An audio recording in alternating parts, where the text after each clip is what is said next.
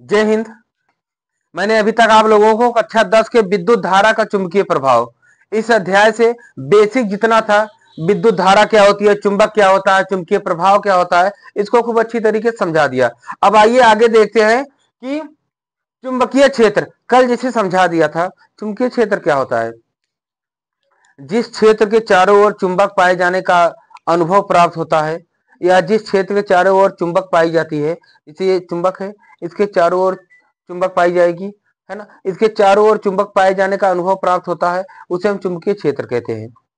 जिस क्षेत्र के चारों ओर चुंबक पाए जाने का अनुभव प्राप्त होता है उसे हम चुंबकीय क्षेत्र कहते हैं, है ना। चुंबकीय क्षेत्र को पहले इसी तरह लिख लो।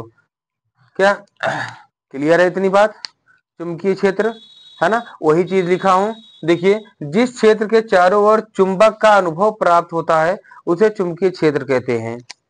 आज थोड़ी तबीयत डाउन है, बुखार काफी तगड़े चढ़ा हुआ है सर्दी जुकाम के कारण, तो आवाज थोड़ी दब के आ रही है, थोड़ा अच्छी नहीं आ रही है, तो ये इसलिए थोड़ा दब के बोल पा रहा हूँ। बस ज्यादा समझने की कोशिश करना कि क्या होती है। मैंने वही जो समझाया, वही जो बता दिया था इससे पहले, वही लिखा हूं। जिस क्षेत्र के चारों ओर चुंबक का अनुभव प्राप्त होता है उसे हम चुंबकीय क्षेत्र कहते हैं। अब इसके बाद अगली हेडिंग डाल देते हैं, चुंबकीय क्षेत्र की तीव्रता। ये इसको क्या होता है, फिर इसके बाद मात्रक बताते हैं तो ज्यादा समझ में आती है। पहले हम चुंबक क्षेत्र की तीव्रता, चलिए अब समझ गए ना। एक बार हम फिर देख लेते हैं कि मैंने चुंबकीय क्षेत्र क्या बताया। चुंबकीय क्षेत्र सबसे सिंपल, ज्यादा इधर उधर दिमाग नहीं लगाना। मैंने समझा दिया था ना अभी कि अगर जिस स्थान पर नेटवर्क ज्यादा पकड़ती है उसे क्या कहते हैं, नेटवर्क क्षेत्र। जिस क्षेत्र के अंतर्गत ज्यादा विद्युत पाई जाती है उसे विद्युत क्षेत्र, और जिस क्षेत्र के अंतर्गत चुंबक पाई जाएगी उसे रट्टा मारने की कहाँ जरूरत है ना। अब इसी तरह अगर हमने बताया कि चुंबकीय क्षेत्र की तीव्रता ये क्या होती है, किसी स्थान पर चुंबकीय क्षेत्र के लंबवत स्थित एकांक लंबाई के तार में एकांक प्रबलता की धारा प्रवाहित करने पर तार पर कार्यरत बल को करो, कार्यरत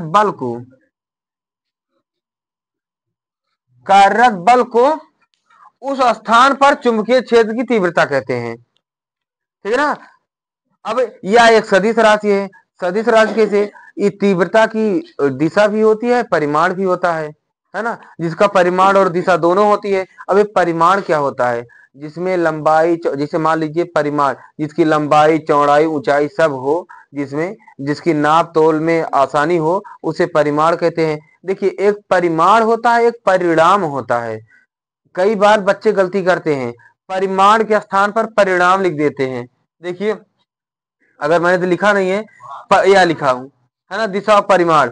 परिमाण और परिणाम दोनों में अंतर है। परिणाम कोई रिजल्ट होता है किसी का, और परिमाण होता है जहां लंबाई चौड़ाई की अपेक्षा ऊंचाई की तुलना हो, या ऊंचाई की अपेक्षा लंबाई चौड़ाई की तुलना हो, मतलब कहीं लंबाई चौड़ाई से रिलेटेड रहे तो उसे कहते हैं परिमाण, है ना। इतनी बात समझ गए। तो यह एक सदिश राशि है क्योंकि इसमें दोनों होते हैं, परिमाण और दिशा दोनों होती है ना। इसका मात्रक बहुत बार आता है 100%। मान लो कि विद्युत क्षेत्र की तीव्रता या चुंबक का ये मात्रक जरूर आएगी, है ना, ये बात ध्यान देना। तो इसका पहला मात्रक होता है न्यूटन प्रति एम्पियर मीटर, या इसी को कहते हैं वेबर प्रति मीटर स्क्वायर, या गॉस, या एक गॉस बराबर 10⁻⁴ वेबर प्रति मीटर स्क्वायर। ये ज्यादातर 12 की सिलेबस है, ये तुम्हें नहीं पूछा जाता, इसलिए ये अगर याद 12 वाले इसको ज्यादा विशेष ध्यान देंगे, है ना, तो ये उनके लिए है। और यह इसी को टेस्ला कहते हैं। अब देखिए टेस्ला से कैसे याद रहेगी। देखिए, अब हम लोग तसला जानते हो ना, देहाती आदमी है। तसला क्या करता है, सर पर चिपका रहता है ना। तो जो चिपका रहता है यानी चुंबक चिपकता है, तो चुंबक का एक मात्रक क्या होगा, तसला। तसला से टेस्ला याद कर लोगे, ठीक है ना। समझ गए इस बात को। चलिए, तो इसके बाद फिर आइए देखते हैं, चुंबकीय क्षेत्र दो प्रकार के होते हैं। चुंबकीय क्षेत्र दो, एक समान और दूसरा असमान।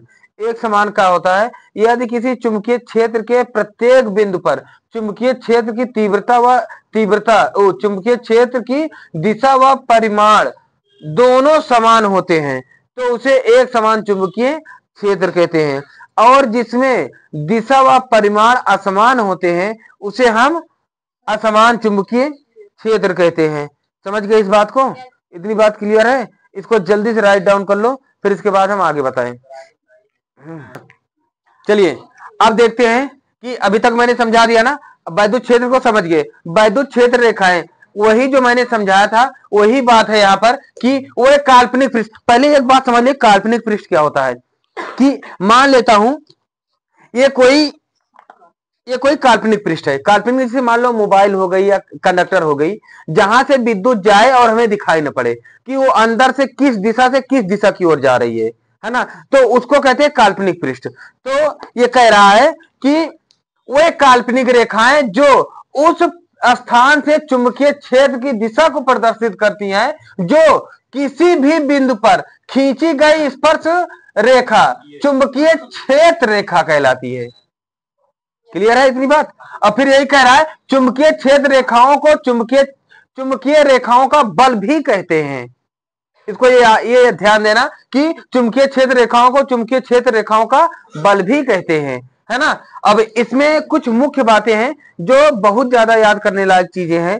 पहला, एक समान चुंबकीय क्षेत्र की चुंबकीय क्षेत्र रेखाएं परस्पर समांतर होती हैं और असमान चुंबकीय क्षेत्र में कहीं कम और कहीं अधिक होती है ना। अब इसके बाद तीसरा, ये बहुत जरूरी बात है, उदासीन बिंदु पर परिणामी चुंबकीय क्षेत्र शून्य होता है।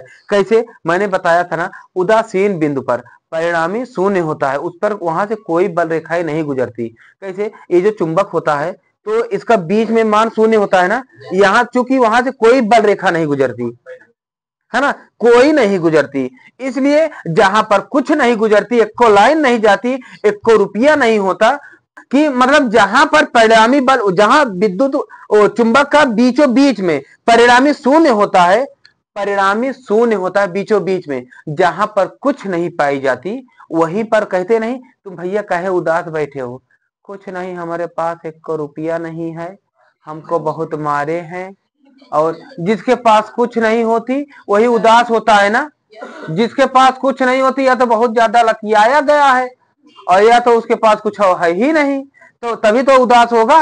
जो उदास होता है, जिसके पास कुछ नहीं होता वही उदास होता है, तो उदास से उदासीन हो गई, है ना, वही उदासीन हो गया ना, है ना। तो वही न्यूट्रल होता है। न्यूट्रल मतलब कुछ नहीं है, जाओ भैया हमारे पास कुछ नहीं है, तुम जाओ, निकल जाओ, है ना, तो निकल जाता है। तो कहने का मतलब कि अगर चुंबकीय क्षेत्र में उस जगह पर जहां पर कोई भी रेखा नहीं गुजरती, बिना कोनो रेखा गुजरे, वहां से बिना कोई रेखाएं नहीं जाती, तो उस बिंदुओं को जहां कोई रेखा नहीं जाती उसे कहते हैं उदासीन बिंदु।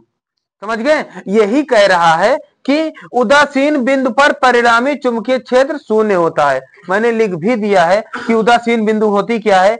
चुंबकीय क्षेत्र रेखाओं के बीच दो बिंदु ऐसी होती है जहां कोई भी क्षेत्र रेखा नहीं गुजरती, उदासीन बिंदु कहलाती है।